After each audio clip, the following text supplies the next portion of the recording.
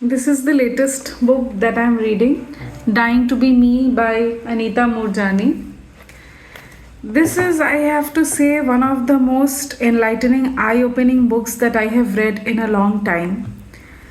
She has started with her early childhood, where she says about how she was conditioned being in a Hindu family, of how we live in a fear driven society. We live in a society where there is a lot of comparison. There are reasons and logics given to you why you are not as good as someone else, or why a woman is lesser than a man. And she had questions and doubts regarding these things. But as she went on learning these things from her culture, from her family, it ingrained into her as self doubt, and seeing herself smaller than other people, and maybe putting her behind other people. Like whenever it comes to family or friends, she has to put other people before her.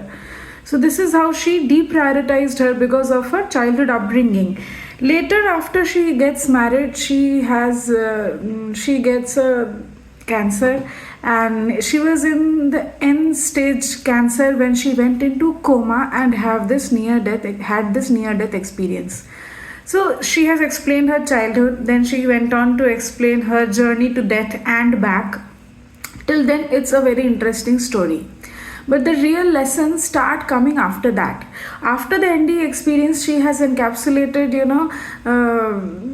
research excerpts of oncologists who have actually studied her case and written their reports. She has shared those reports in this book, which makes this story more believable for the people who might criticize it, for the people who might not believe just her words. She has reports of oncologists to tell how the cancer magically disappeared within weeks after her NDE. And she had been suffering for over 4 years with this disease, and she was in very bad shape when she went into the coma.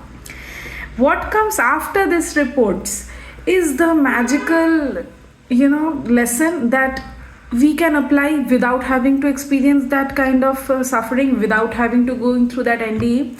She keeps stressing on understanding who you truly are, and trying to remain in that state, trying to see the unity, the connectedness in all beings, that we as the consciousness are not separate from each other. We are here in different bodies to enjoy and express life, and to express our love for each other, love for everything, for ourselves. But we get distracted seeing everyone in different body, and we think he's different, I am different, I have to compete, or I have to prove something. But it's more about just being who you truly are, just being your true self, just being the loving consciousness that you are. She stresses a lot on unconditional love, which she experienced out of her body.